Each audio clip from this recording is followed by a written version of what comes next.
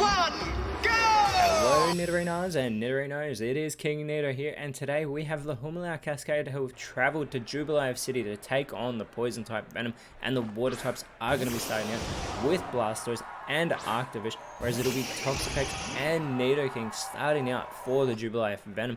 And that recycle immediately does fail by Nidoking as Blastoise going for the Mind Reader. Now the Venom, if they win here today, they should move themselves up into the Masters 8 as a Vine Whip from Arctivish onto Nidoking.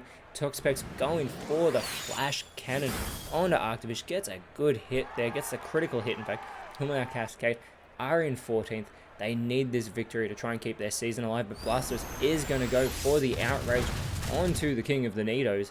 And that is a good hit, as well as the Focus Blast fails from Arctivish, allowing Toxapex to go for the Burning Jealousy. This won't be very effective on Blastoise, capitalizing on that part Ice type that Arctivish has, as the Floral Healing from Nidoking is going to restore the health of Blastoise back to full strength. That is a terrible play by the Ground Poison type as Blastoise continues to go for the Outrage. This time onto Toxapex, and that is a really good hit on the heavily defensive Pokemon. However, Blastoise has become confused due to the fatigue. Arctivish though with the Leaf Tornado onto Nidoking, who is becoming an easier target. It will have its accuracy lowered, and Toxapex with the U-turn does a little bit of damage to Blastoise, but will go back to the bench now, as in its place comes Toxicroak and Nidoking with the Poison Sting onto Blastoise, trying to get that poisoning status condition, but it is unsuccessful. But the Grassy Glide from Toxicroak gets a super effective hit there onto Blastoise. Now Blastoise needs to shake off this confusion, which it is able to, as it goes for the Metal Sound here.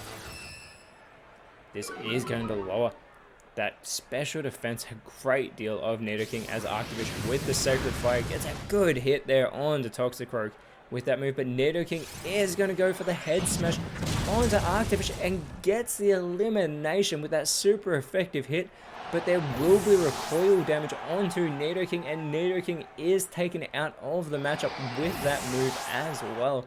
Toxicroak though is going to go for the super effective Electro Ball onto Blastoise. This will complete the huge play by the Jubilee Venom, taking out those two Pokemon in the one turn. Nidoking having to give up itself to do that as well.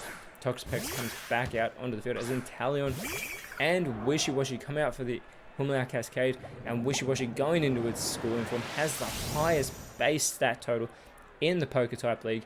Inteleon having a great season so far as well, and immediately going for the Harden, so it is going to give itself a nice defense boost here. And Toxicroak immediately going for the Shell Sidearm onto Inteleon. That is a fantastic hit as well. They want to prevent Inteleon from continuing its success. Dark Pulse from Toxicroak onto Wishiwashi, doing a bit of chip damage as Wishiwashi sets up the grassy terrain, looking to make it so that everyone will be restoring a little bit of health in between turns. This could help the Cascade, but it could also hinder them if it benefits the Jubilee Venom. Inteleon though immediately getting a little bit of health back from what was taken from it. Toxapex in fact is able to go back to full strength with that health being restored from the grassy terrain, as the Poison Gas won't affect the Poison types from Inteleon, allowing Toxicroak to go for the Rock Throw onto Inteleon, trying to take it out of this matchup. And Toxapex now with the Nightshade onto Inteleon, and Inteleon is eliminated with that move. Fantastic teamwork by Toxicroak and Toxapex, as Wishiwashi now with the Supersonic is going to leave Toxicroak confused. It will need to try and shake that off as it goes for moves. But first, everyone is getting their health restored. As I said, Jubilee Venom 9th place. They are sitting one spot out of the Masters 8, as we have Wailord coming out to join its fellow large-looking Pokemon. And Toxicroak is unable to shake off its confusion, doing damage to itself. Wailord going for the double team. This massive Pokemon is trying to boost its evasiveness, make itself harder to hit on the field here, as Toxapex with the Aerial Ace is able to do a little bit of damage there. Wishiwashi now with the Leaf Storm, trying to capitalize on Toxapex part Water type, and gets a really good hit, but it does lower the special attack stat of Wishiwashi, which is at base 140 when it's in its schooling form. It's only 25 when it's in its solo form, however.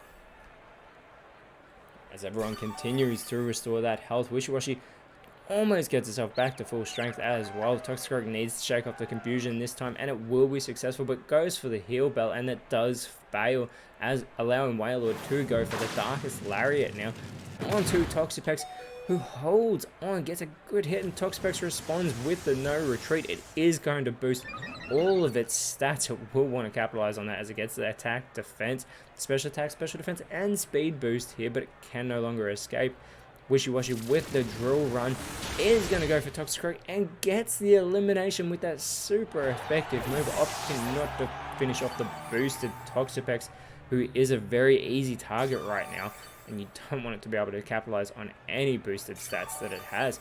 But there is Wishy-Washy finally back at full strength, and now out for the Jubilife Venom comes Roserade. That Part Grass typing could be huge for the poison types as it goes for the Light Screen, making its side stronger against special moves. Toxapex with the Feather Dance onto Wishy-Washy. This is going to lower Wishy-Washy's attack a great deal. And now Wailord with the Poison Jab, trying to take advantage of the Part Grass typing of Roserade. Gets a great hit there, and Wishy-Washy with the Taunt onto Roserade. It's going to fall for the Taunt, and this is going to cause it to struggle, so it won't even be able to attempt to go for a Grass type move.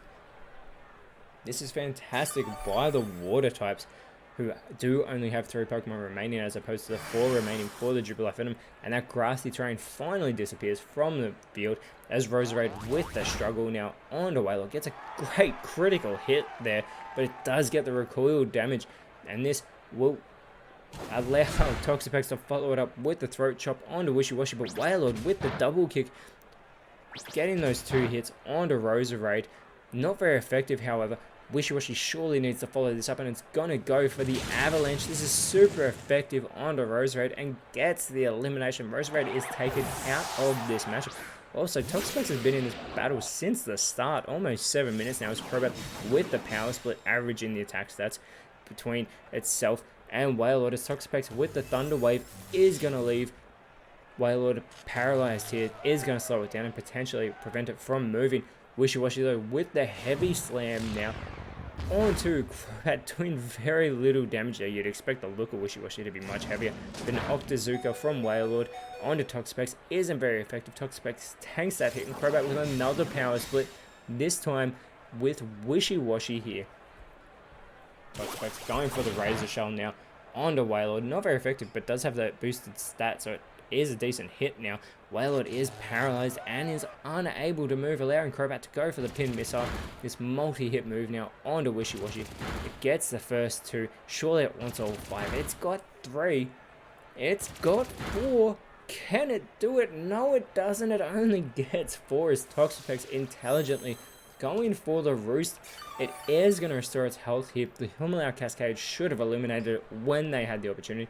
The Night Daze is avoided by Toxapex, and Wailord begins to absorb Blade. It is going to set up for a Solar Blade here. See if that connects in the next turn. But first, Crobat with the Disarming Voice will hit both Water-type Pokemon here. And now Toxapex with the Dragon Darts is going to eliminate Wishy-Washy whilst it is still in its schooling form as well, and I have no idea why, but it has not gone for the Wailord, as well as the Solar Blade from Wailord onto Crobat is going to be heavily tanked there due to that Poison Flying typing.